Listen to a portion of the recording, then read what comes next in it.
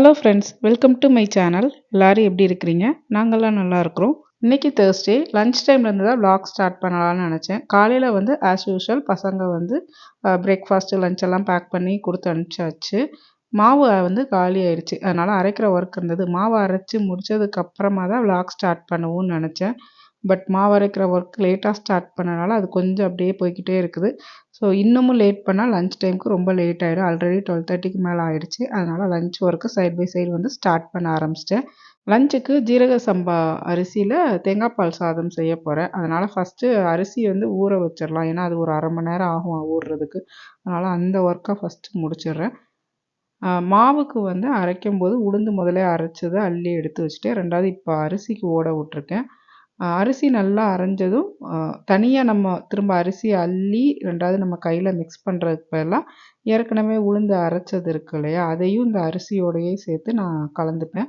அது வந்து ஒரு 2 நிமிஷம் ஓட விட்டதுக்கப்புறமா தேவையான அளவுக்கு உப்பு சேர்த்துட்டு அது ஒரு 2 நிமிஷம் ஓடினதுக்கப்புறமா மாவு அள்ளி வச்சுருவேன். நமக்கு தனியாக வந்து மாவு உளுந்து தனியாக அரிசி தனியாக அள்ளி வச்சு தான் நான் வந்து இதுக்கு முன்னாடி பண்ணினேன். பட் இது வந்து பண்ணும்போது நமக்கு மிக்சிங்க்கு ஈஸியாக இருக்கிற மாதிரி இருக்குது. அதனால் இப்போ இந்த மெத்தட் தான் ஃபாலோ பண்ணுறேன். ப்ரான் வந்து காலையிலேயே ஃப்ரீசர்லேருந்து எடுத்து வெளியில் வச்சுட்டேன். வெளியில் வச்சதை வந்து சின்ன பையன் வந்து ஸ்கூலுக்கு போகிறதுக்கு முன்னாடியே பார்த்துட்டான். பார்த்தது ப்ரான் தான் நான் குக் பண்ணி தரப்போகிறேன்னு நினச்சிட்டு ப்ரான் வச்சு விடுன்னு கேட்டான். பட் இங்கே உள்ள ஸ்கூலில் வந்து சீ ஃபுட் வந்து அலௌடு இல்லை. பசங்களுக்கு ஃபிஷ்ஷு, கிராபு, ப்ரான் எதுவுமே கொடுத்து விடக்கூடாது. அதனால் நான் வந்து நீ ஸ்கூலுக்கு போ, நான் சமைச்சு எடுத்து வைக்கிறேன்னு சொல்லியிருந்தேன். அதனால் அவனுக்கு வந்து சிம்பிளாக பாலும் சாக்கோஸும் கொடுத்து அனுப்பிச்சிட்டேன். ப்ரான் வந்து இங்கே க்ளீன் பண்ணுறது ரொம்பவே ஈஸி. அந்த முதுகில் குட்டியாக ஒரு நம்ம நரம்பு எடுப்போம்ல, அந்த நரம்பெல்லாம் எடுத்தே அவங்க க்ளீன் பண்ணி வச்சுருப்பாங்க. நம்ம வந்து சிம்பிளாக அந்த மேலே இருக்கிற அந்த தோல் மட்டும் உருவினாலே ஈஸியாக வந்துடும்.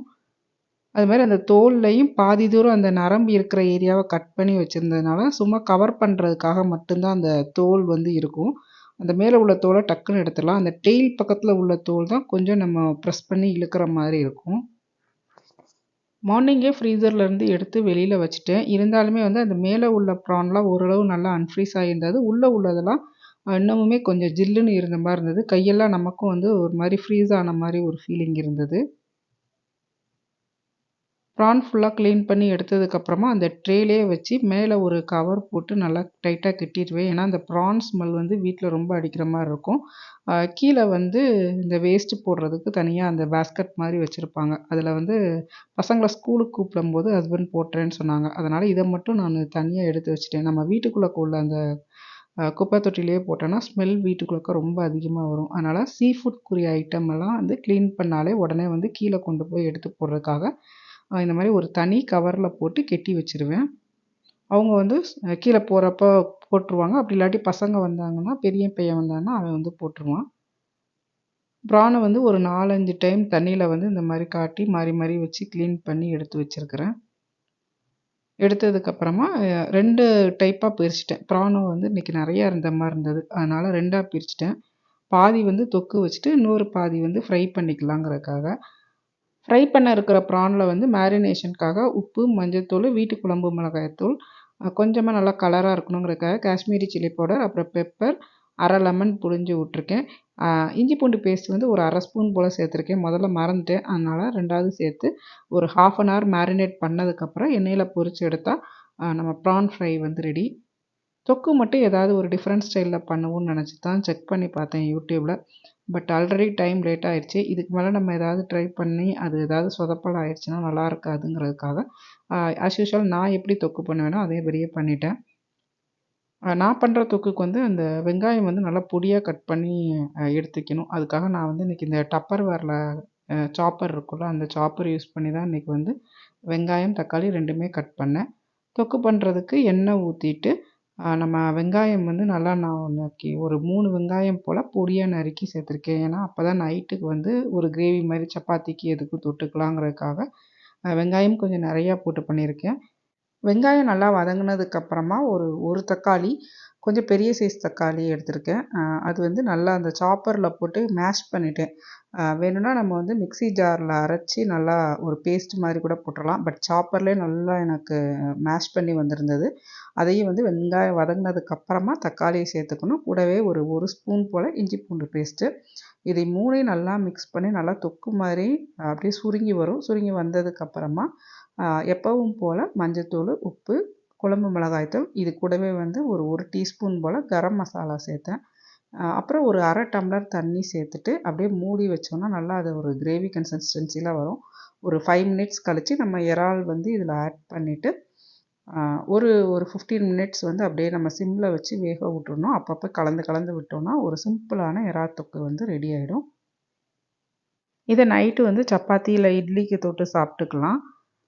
லஞ்சுக்கு வந்து தேங்காய் பால் சாதம் பண்ணுறேன். தேங்காய் பால் வந்து இந்த ரெடிமேட் தேங்காய் பால் டின்னில் உள்ளது தான் வந்து யூஸ் பண்ணேன். தேங்காய் பால் வந்து நல்லா திக்கான கன்சிஸ்டன்சியில் இருந்தது. அதனால் வந்து நான் 2 கப் ரைஸ்க்கு 2 கப் இல்லை 3 கப் ரைஸ் எடுத்தேன். அதில் வந்து 1 கப்பு தான் தேங்காய் பால் சேர்த்துக்கிட்டேன். கம்மியான அளவு தான் தேங்காய் பால். தண்ணி தான் வந்து அதிகமான அளவு சேர்த்துக்கிட்டேன். ஏன்னா அந்த திக்கான தேங்காய் பால் இருந்ததுனால.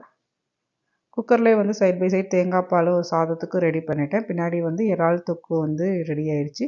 ப்ரானும் மேரினேட் பண்ணி ஒரு 1/2 அன் ஹவருக்கு மேலே ஆயிடுச்சு. அதனால் அதை வந்து ஃப்ரை பண்ண ஆரம்பிச்சிட்டேன். நம்ம தேங்காய் பால் சாதம், பிரியாணி என்ன பண்ணாலும் பெரிய பையனுக்கு வந்து ஒயிட் ரைஸ் இருக்கணும். அதனால் அவன் வந்து ஒயிட் ரைஸ் இல்லைன்னா இல்லையாங்கிற மாதிரி முகத்தை சுளிப்பான். அதனால் அவனுக்கு மட்டும் கொஞ்சமாக ஒயிட் ரைஸ் வச்சுருக்கேன். எங்கள் எல்லாத்துக்கும் வந்து தேங்காய் பால் சாதம் வச்சுருக்கிறேன். நான், சின்ன பையன், ஹஸ்பண்ட் நாங்கள் வந்து சாப்பிட்டுப்போம். அதனால் எங்களுக்கு தேங்காய் பால் சாதமும் அவனுக்கு வந்து ஒயிட் ரைஸ் வச்சுருக்கிறேன். அவன் வந்து அந்த ஃப்ரை வச்சு சாப்பிட்டுப்பான். தொக்கில் மட்டும் நல்லா ரெடி ஆனதுக்கப்புறம் நல்லா அந்த எண்ணெய்லாம் பிரிஞ்சு வந்ததுக்கப்புறமா ஒரு கொத்து மட்டும் கருவேப்பிலை சேர்த்து லைட்டாக ஒரு இடம் மிக்ஸ் பண்ணிவிட்டு ஆஃப் பண்ணிட்டேன். கூடவே நம்ம தேங்காய் பால் சாதமும் ரெடி ஆகிடுச்சு. ஒரு தடவை ஹோட்டலில் ப்ரான் வாங்கினப்போ இந்த ஃப்ரை பண்ணி வச்சுருக்கிற ப்ரானில் வெங்காயம் வந்து வதக்கிட்டு வெங்காயம் தனியாக வதக்கி அந்த ஃப்ரை பண்ண ப்ரானை அதிலே மிக்ஸ் பண்ணி ஒரு மாதிரி மேரினேட் பண்ணி கொடுத்துருந்தாங்க.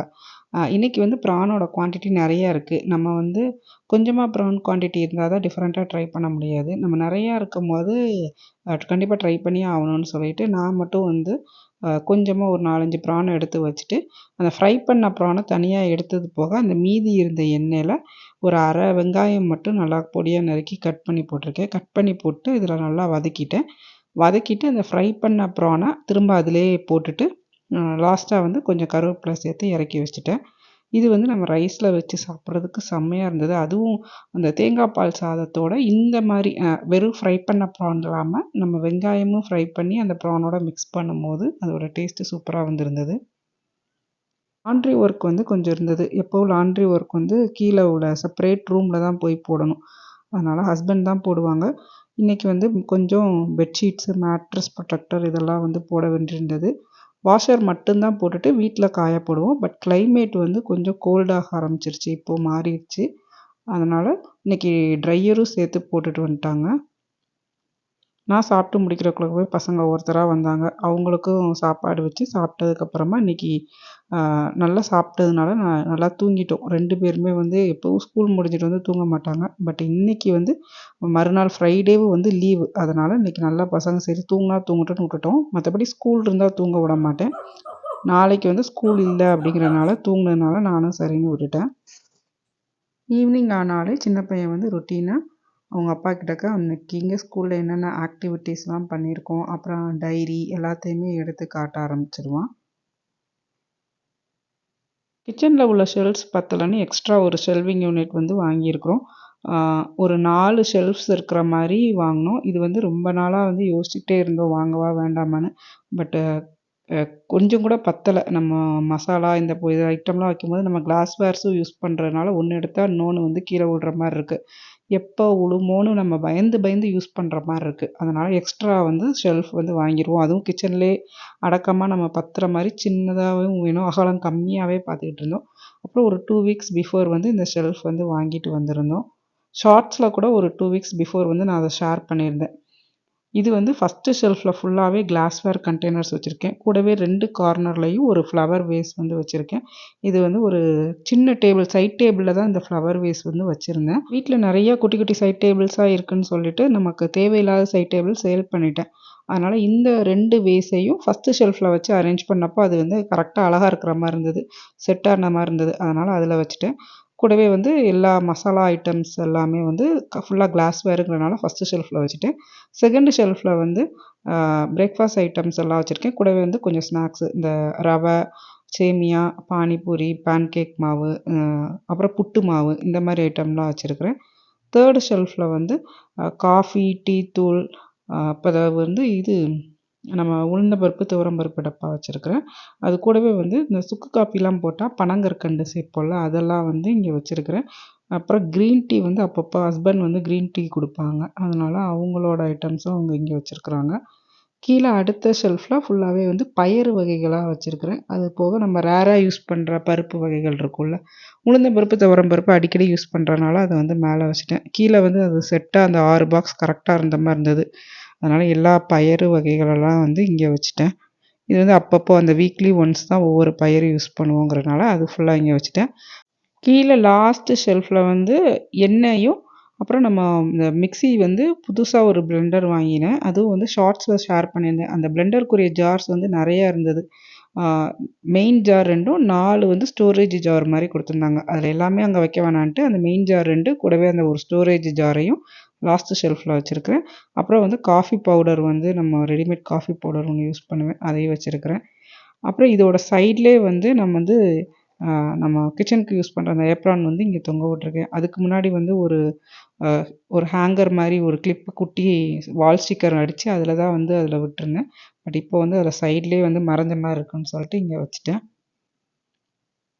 நான் வந்து அவங்க கொஞ்ச நேரம் பசங்க வந்து அந்த என்னென்னலாம் ஸ்கூலில் பண்ண ஆக்டிவிட்டியோ அதை காமிச்சிக்கிட்டு அதில் உள்ள பெண்டிங் ஒர்க்கு எதுவும் கொடுத்துருப்பாங்க.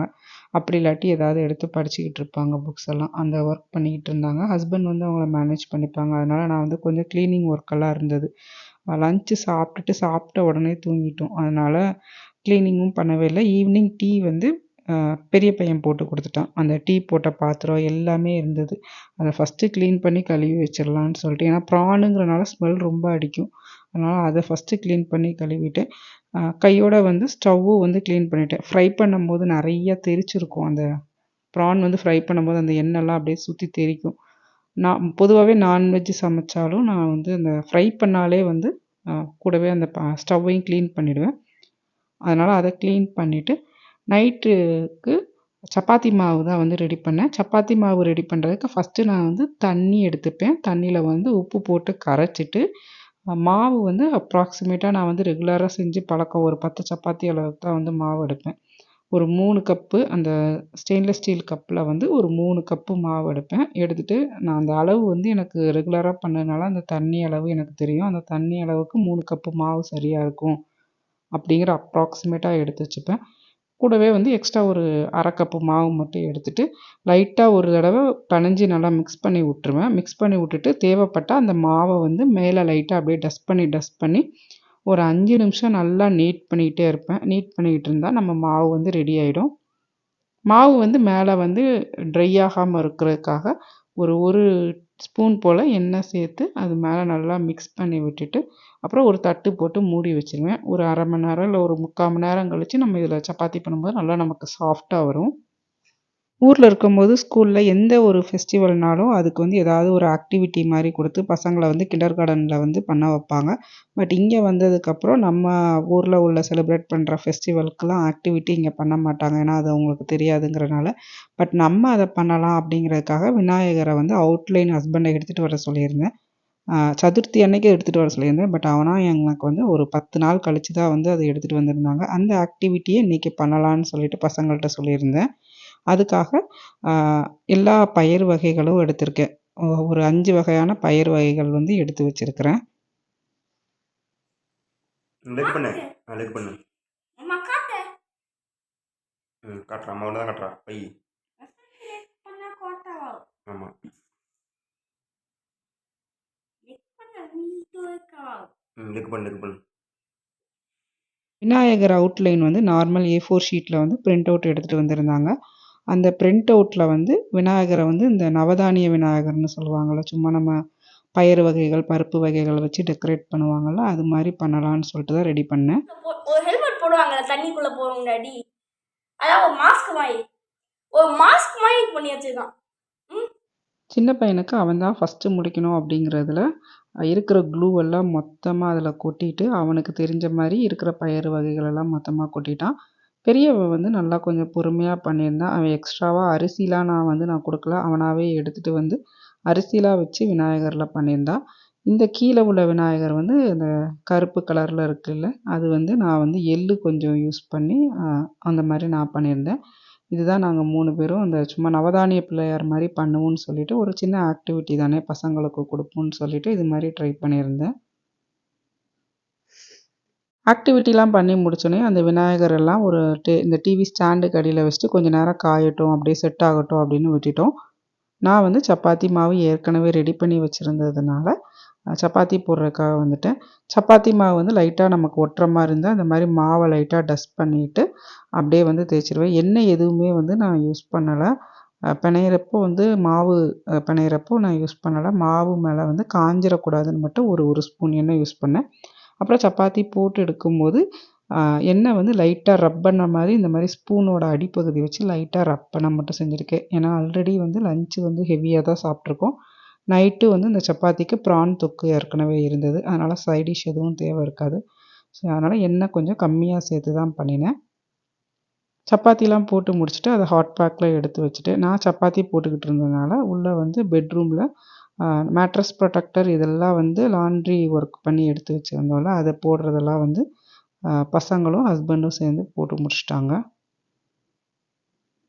மறுநாள் ஸ்கூல் இல்லை, ஃப்ரைடே வந்து லீவுங்கிறனால தான் கொஞ்சம் ஸ்லோவாக இந்த ஒர்க்கெல்லாம் பார்த்துக்கிட்டு இருந்தோம். மற்றபடி ஸ்கூல் இருக்கிறதா இருந்தால் ஒரு 8:00 வந்து டின்னர் கொடுத்துட்டு பசங்களை வந்து சீக்கிரமாகவே தூங்க வச்சுருவோம். அப்போ தான் மறுநாள் காலைல எந்திரிப்பாங்க. இன்றைக்கி லஞ்சும் வந்து பசங்க லேட்டாக தானே சாப்பிட்டாங்க. ஸ்கூல் முடிச்சுட்டு வந்து லேட்டாக சாப்பிட்டதுனால டின்னருக்கு வந்து 9:30 போல் ஆகிடுச்சு. அதுக்கப்புறம் தான் வந்து ஆளுக்கு 2 சப்பாத்தி மட்டும் வச்சு இந்த தொக்கு வச்சு சாப்பிட்டு முடிச்சிட்டாங்க. பால் காய்ச்சினது மீதி இருந்தது. ஏற்கனவே வந்து தயிர் டப்பா வந்து ரெடிமேட் தயிர் டப்பா தான் வாங்குறோம். அதுவும் நிறையா 2 டப்பா இருந்தது. அதனால் மீதி இருந்த பாலை வந்து ரோஸ் மில்க் எசன்ஸும் சர்க்கரையும் சேர்த்து மிக்ஸ் பண்ணி ஃப்ரிட்ஜில் வச்சுட்டேன். சின்ன பையனுக்கு வந்து ரோஸ் மில்க்னால் பிடிக்கும். அவன் நார்மலாக காஃபி, டீ எதுவும் குடிக்க மாட்டான். இந்த மாதிரி ரோஸ் மில்க் மட்டும்தான் குடிப்பான். பால் சம்மந்தப்பட்ட எதுவுமே குடிக்க மாட்டான் ரோஸ் மில்க் தவிர. அதுவுமே ரொம்ப ரேரு. அதனால் அவனுக்காக போட்டு உள்ளே வச்சுட்டேன். மாவு அரைச்சிருந்தது நல்லா கொஞ்சம் புளிச்சு மேலே வந்துருச்சு. எனக்கு புளிச்சு மேலே வரும்போது அந்த மூடி லைட்டாக அப்படியே பாப்பா வர சத்தம் கேட்கும். அந்த டைமில் கரெக்டாக எடுத்து ஃப்ரிட்ஜில் வச்சுருவேன். அப்படி இல்லாட்டி பொங்கி வெளியில் வந்துருங்கிறதுக்காக. ஸோ அவ்வளோதான், இந்த டே இதோட முடிஞ்சுது. இந்த விலாக் உங்களுக்கு பிடிச்சிருந்தா லைக் பண்ணுங்கள். இன்னொரு இன்ட்ரெஸ்டிங்கான விலாகில் பார்க்கலாம். பாய்.